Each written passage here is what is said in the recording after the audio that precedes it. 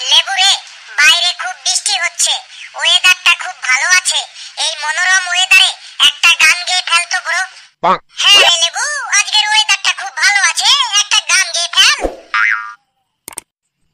বিনা পয়সায় আমার গলাটো দিয়ে একটাও গান ব্রাইবেক নাই। পয়সা ফেল, তাইলে গান শোনাইছি, মানে ফেলো করি মাখো তেল। লেবুরে, সব সময় পয়সা পয়সা করলে হয়? ভালো দেখে একটা গান শুনিয়ে দে ব্রাদার। গলাটো ঠিক নেই, আজ হবে নাই ফেলো ভাই। পেচিরে, তুই একবার বল, দেখ লেবু ঠিক সুসুর করে গান শুনিয়ে দেবে। ও লেবু, লেবু একটা গান শোনাও লেবু। ও লেবু শোনা, একটা গান শোনাও লেবু শোনা। পেচি যখন রিকোয়েস্ট করলি, তখন তো গানটো হবে কি হবে। গাইছি, মন দিয়ে শুনবি সবাই। ও সাইকেলের দুদিকে চাকা, মধ্যে ফাঁকা। ও সাইকেলের দুদিকে চাকা, মধ্যে ফাঁকা।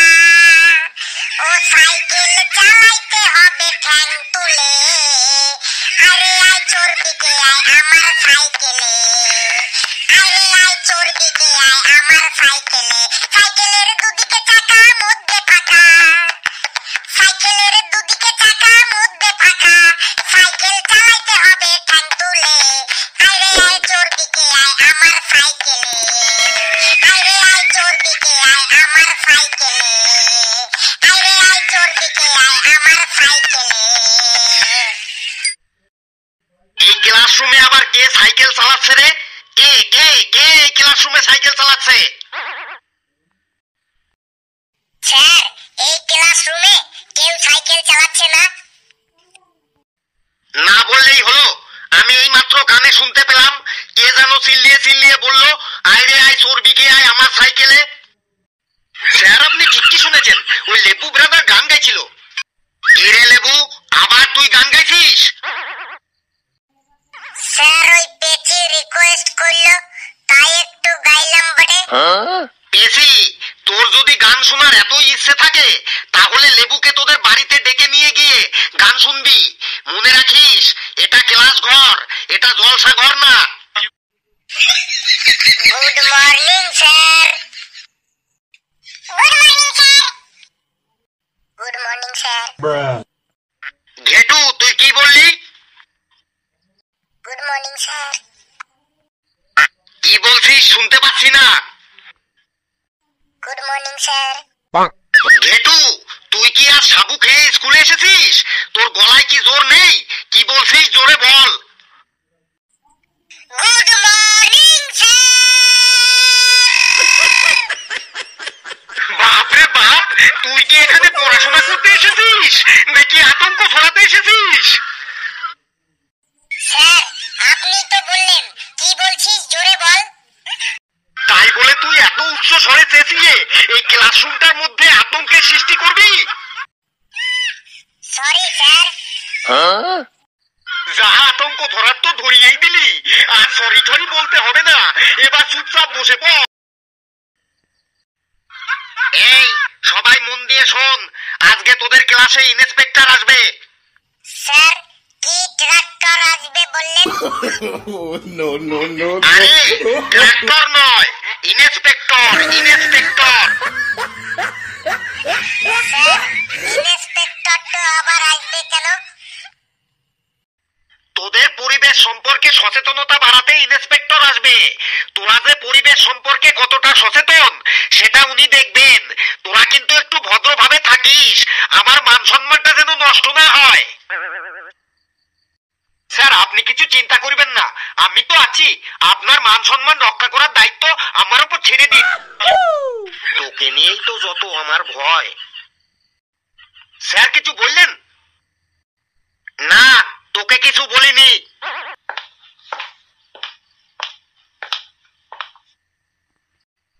ওই দেখ, ইন্সপেক্টর চলে এসেছে মনে হয়। ওয়েলকাম স্যার, ভেতরে আসুন। Good morning sir. Good morning sir. Sir,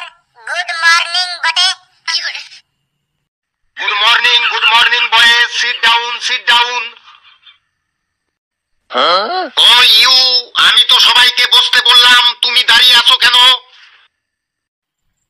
আপনি তো সিট ডাউন বয়েজ বলেছেন, আমি তো গার্লস, তাই দাঁড়িয়ে আছি। বাহ ভাই, so intelligent, you are right girl, তুমি ঠিকই বলেছো, আমি গুড মর্নিং বয়েজই বলেছি। নাও তুমি এবার বসে পড়ো।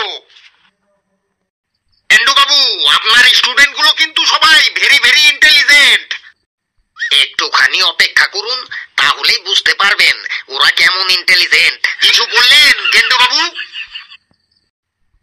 না তো। তো মাই ডিয়ার স্টুডেন্ট, আজ তোমাদের আমি আমাদের এই পরিবেশ সম্পর্কে সচেতনতা বাড়ানোর জন্য কিছু বলবো। জল, বায়ু, মাটি, গাছপালা, জীবজন্তু, এইগুলো সব হলো আমাদের পরিবেশের উপাদান। আমাদের ভালোভাবে বেঁচে থাকতে গেলে আমাদের পরিবেশের এই উপাদানগুলোকে রক্ষা করতে হবে। আমাদের চারিদিকে নজর রাখতে হবে যে কেউ যেন এই পরিবেশের উপাদানগুলোকে নষ্ট না করে ফেলতে পারে বা দূষণ না করে। আমি কি বললাম সবাই বুঝেছো তো? হ্যাঁ স্যার, সব একদম ক্লিয়ার করে বুঝে গেছি। বেশ, তাহলে ইয়েলো কালার হেয়ার কাটিং, তুমি দাঁড়াও। স্যার, আমার নাম তো লেবু বটে। পাতি লেবু নাকি কাগজি লেবু? স্যার, পাতি লেবুও নয়, কাগজি লেবুও নয়, অনলি লেবু বটে। ওকে, অনলি লেবু। তুমি বলো জল কিভাবে দূষণ হয়, আর এই জল দূষণ আমরা কিভাবে বন্ধ করব?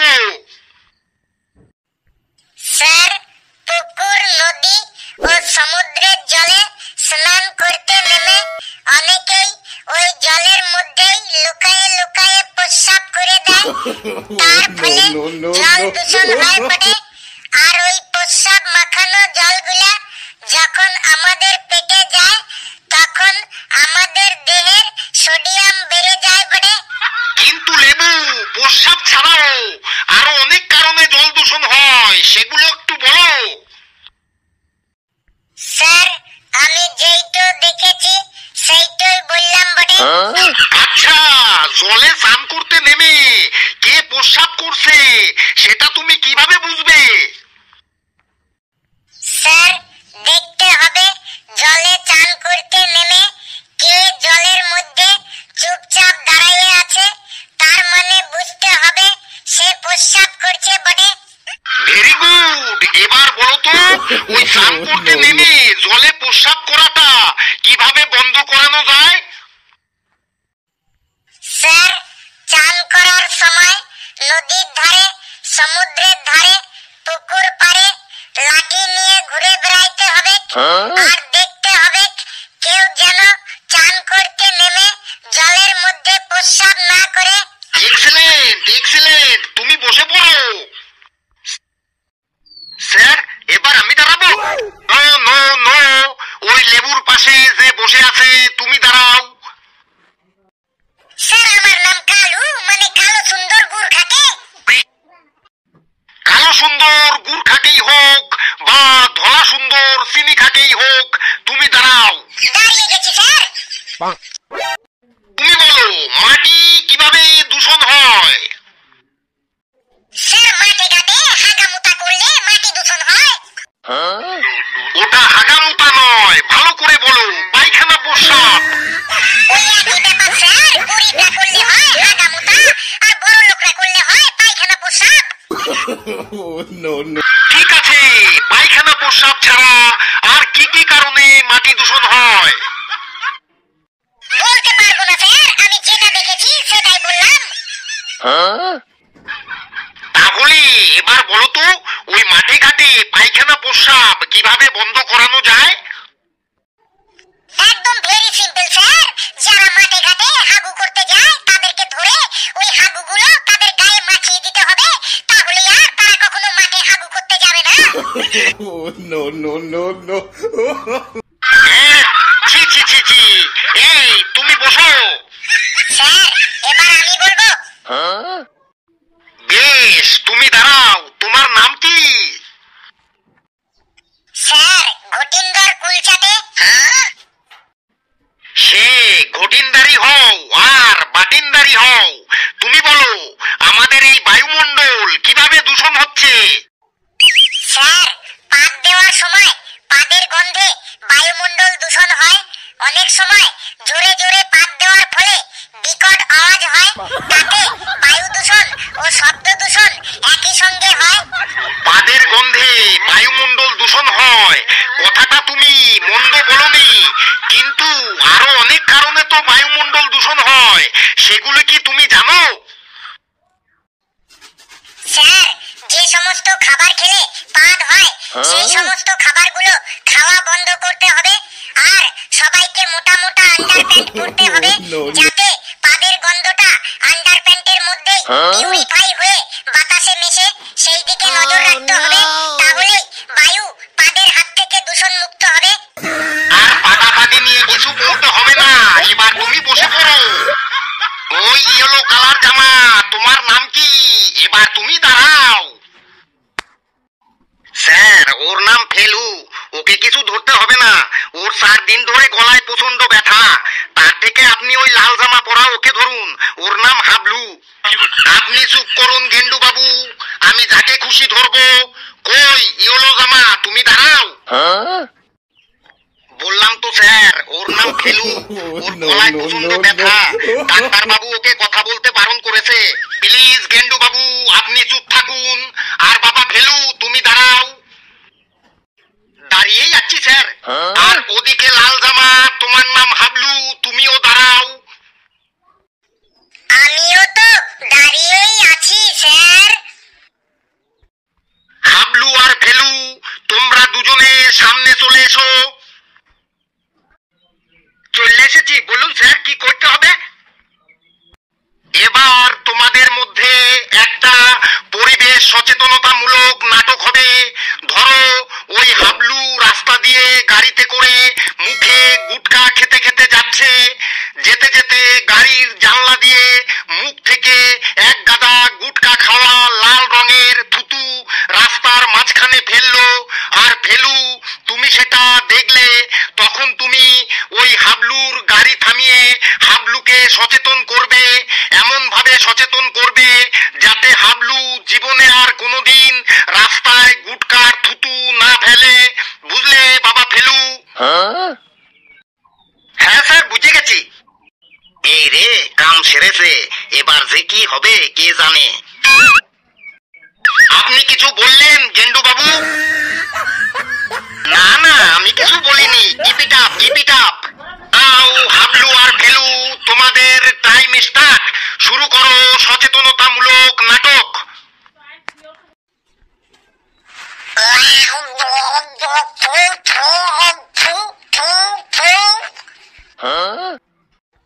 কেন, কি হয়েছে?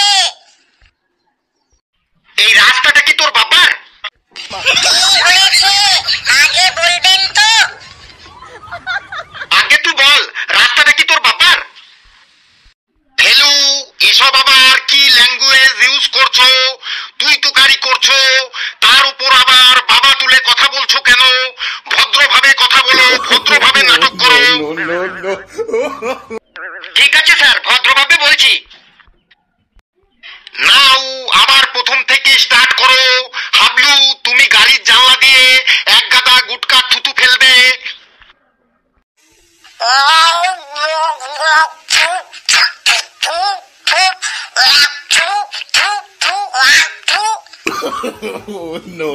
ও স্যার, গাড়িটা দাঁড় করান তো।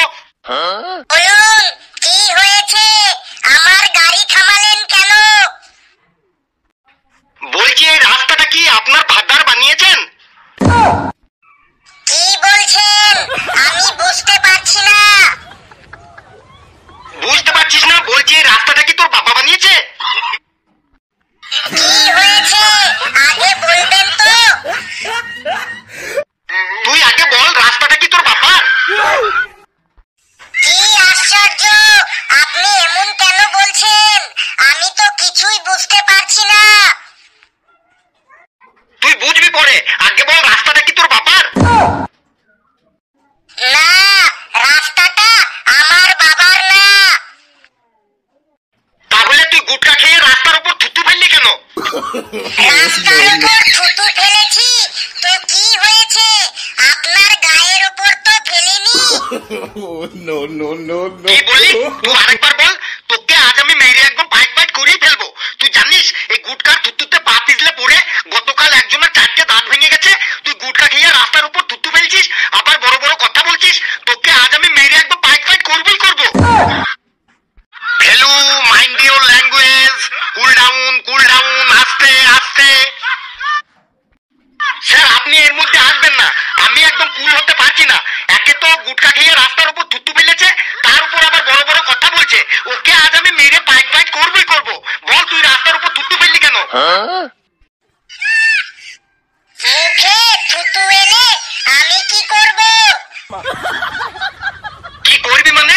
গুটকা খাবার সময় মনে থাকে না? মুখে থুতু এলে গিলে খেয়ে নিবি। তুই আগে বল তুই রাস্তার উপর থুতু ফেললি কেন? ভুল হয়ে গেছে দাদা, আর কখনো ফেলবো না।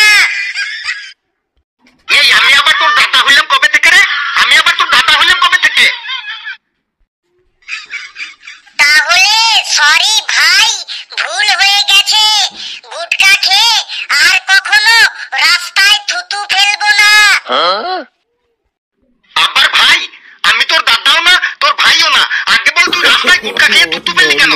তোকে আজ মেরে আমি পাইট পাইট করবই করবো। হ্যালো, অনেক হয়েছে, এবার থামো থামো। স্যার বললাম না আমাদের মধ্যে আপনি ঢুকবেন না। ওকে আজ আমি মেরে পাইট পাইট করবই করবো। ঘেটু তুই ক্লাসরুমের দরজাটা লাগিয়ে দে তো, এই হাবলু যেন আজ ক্লাসরুম থেকে বেরোতে না পারে। এ কি গেন্দু বাবু, আপনার ছাত্র এরকম করছে কেন?